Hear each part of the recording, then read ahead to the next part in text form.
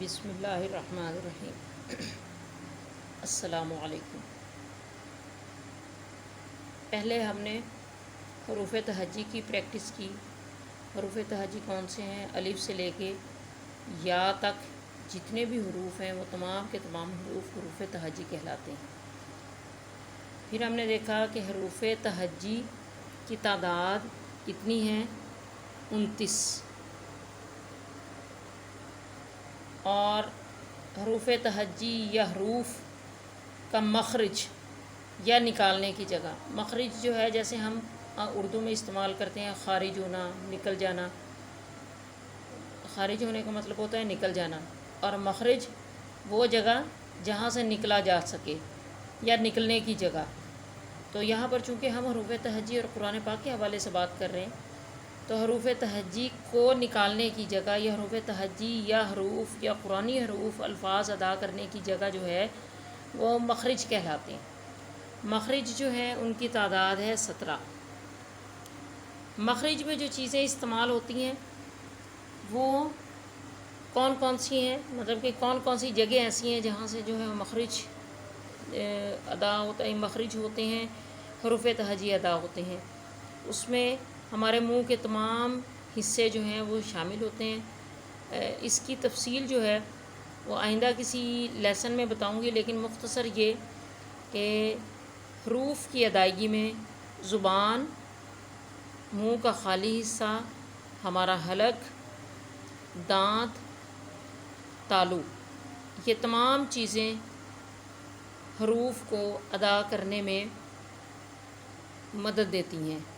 کچھ حروف خالی زبان سے ادا ہوتے ہیں، کچھ حروف جو ہیں وہ دانتوں کے ساتھ زبان لگتی ہے پھر ادا ہوتے ہیں، کچھ حروف ایسے ہیں جو منہ کے خالی حصے سے نکلتے ہیں، کچھ حروف ایسے ہیں جو حلق سے نکلتے ہیں، کچھ حروف ایسے ہیں جو دانتوں، زبان اور مسوڑے یا منہ کے اندر کا حصہ جتنا بھی ہے وہ شامل ہوتے ہیں، تو پھر حروف ادا ہوتے ہیں۔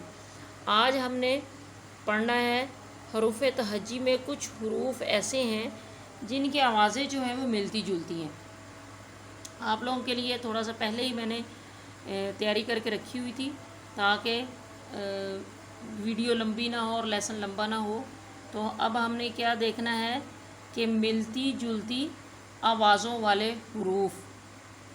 اب اس کا کیا مطلب ہے ملتی جلتی آوازوں والے حروف؟ اس کا مطلب یہ ہے کہ حروف تہجی کی ادائیگی میں کچھ حروف ایسے ہیں جو ہم ادا کرتے ہیں اور ان کی آوازیں تقریباً ایک جیسی ہیں، لیکن قرآن پاک پڑھتے ہوئے حروف تہجی کے ان ان حروف کو ادا کرتے ہوئے آوازوں کا مختلف کرنا بہت ضروری ہے، کیونکہ یہ حروف جن کی آوازیں ایک دوسرے سے ملتی ہیں اور برابر ہیں، یہ حروف ایسے ہیں کہ اگر ان کی آوازوں میں فرق نہ کیا جائے تو قرآن پاک میں بہت سارے مقام ایسے ہیں کہ جہاں پر حروف کی آواز جو ہے وہ مختلف نہ ہو تو ترجمے میں فرق آتا ہے، اور معاذ اللہ، استغفر اللہ، نعوذ باللہ من ذالک، نوبت کفر تک پہنچ جاتی ہے۔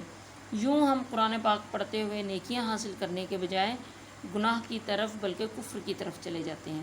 تو اس لیے بہت احتیاط کی ضرورت ہے، اور خاص موٹی موٹی باتیں میں اسی لیے آپ کو بتا رہی ہوں تاکہ قرآن پاک پڑھنے میں بہتری ہو اور ہمارا تلفظ درست ہو، ہم حروف کی ادائیگی کو بہتر طریقے سے کریں۔ تو وقت ضائع کیے بغیر اب ہم اپنے لیسن کی طرف آتے ہیں اور ملتی جلتی آوازوں والے حروف کون کون سے ہیں یہ دیکھتے ہیں۔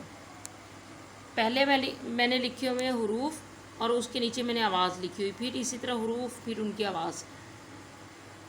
تا، طا، تا، یہ میں نے آوازیں وہ لکھی ہیں جس طریقے سے ہم نے پڑھنا ہے۔ تا، طا کی آواز قریب ہے، ہا، ہا، ہا، اس کی آواز قریب ہے۔ اب ان میں فرق میں نے بعد میں آپ کو بتاؤں گی۔ حرف ہے سین اور صاد، ان کی آوازیں بھی قریب قریب ہیں۔ زال، زا،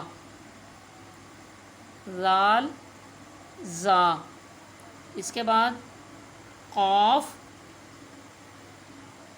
کاف، قاف، کاف، یہ وہ تمام حروف ہیں جن کی آوازیں بہت قریب قریب ہیں، اور ان آوازوں کو، ان حروف کو ادا کرتے ہوئے آواز کا تھوڑا سا بدلنا بہت ضروری ہے۔